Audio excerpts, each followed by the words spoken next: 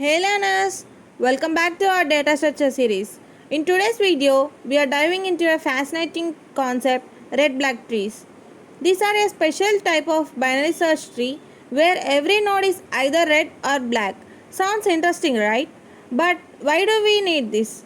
Well, it's all about maintaining balance in the tree for efficient operations like searching, insertion, and deletion. Let's get started. Let's begin by understanding what a red-black tree is.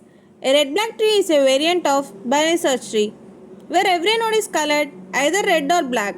Now you might wondering why the color nodes. It's because the color helps ensure the tree remains balanced following a specific properties. Here is the key definition. A red-black tree is a binary search tree in which every node follows certain red-black tree properties. And trust me, these operations are heart of maintaining the balance. So let's explore these properties. Now let's dive into the properties of a red-black tree, which make it so unique and balanced. Here are the 6 rules. First rule is a red-black tree must first satisfy all the rules of a binary search tree. And the second property is the root node is always colored black. This is a strict rule. And third rule is if a node is red, its children must be black. Simply put, there cannot be two consecutive red nodes. Fourth property is across all paths from the root to the leaves, the number of black nodes must be the same. This ensures uniformity. The fifth property is whenever a new node is inserted, it is always assigned to the color red. If in sixth property, every leaf node which is essentially a null node is colored black. These properties collectively ensure that the red-black tree remains balanced, making operations efficient. Let's look at an example of red-black tree to understand these properties better. Imagine we insert numbers from 1 to 9 into a tree. The result is beautifully balanced red-black tree, where every node adheres to the properties we just discussed. Here is a key takeaway. Every red-black tree is a binary search tree because it follows the rules of binary search tree. But not all the binary search trees are red-black trees. Why? Because a red-black tree has additional balancing rules through its properties. This balance is what makes red-black tree so powerful for efficient operations. Now let's discuss about insertion in a red-black tree. Unlike a regular binary search tree, here we insert nodes while maintaining the tree's properties. Let's break it down. Every node is always inserted with the color red. The insertion process starts similarly to a binary search tree, but we also need to check the correct the tree to maintain its red-black tree properties.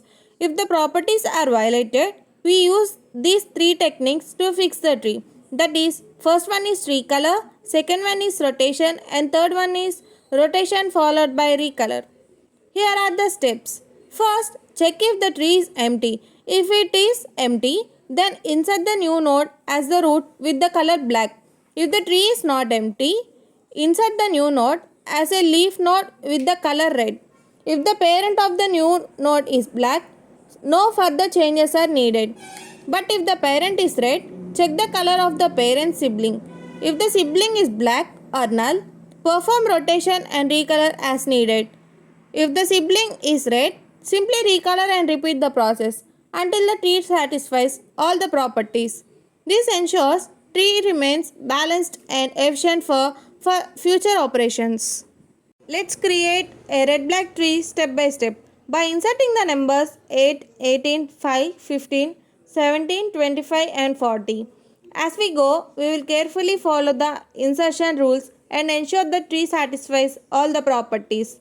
In the step 1, we will insert 8. The tree is empty, so we insert 8 as the root node. As per the rules, the root node is always colored black. Now insert 18. 18 is greater than 8, so it becomes the right child of 8. By default, new nodes are colored red. The parent of 18 is black, so no further changes are needed. Now insert 15. 15 is greater than 8 but less than 18, so it becomes the left child of 18. The new node 15 is colored red. The parent 18 is red and the sibling is also red, causing a violation of the red black tree properties. To fix this, we reorder the parent and the sibling to black and the root A to red. Now the tree is balanced again. Now coming to the next slide, we will insert 17. 17 is greater than 8 but less than 18 and 15. So it becomes the right child of 15. The new node 17 is colored red. The parent 15 is red, causing a violation. The sibling of 15 is considered black.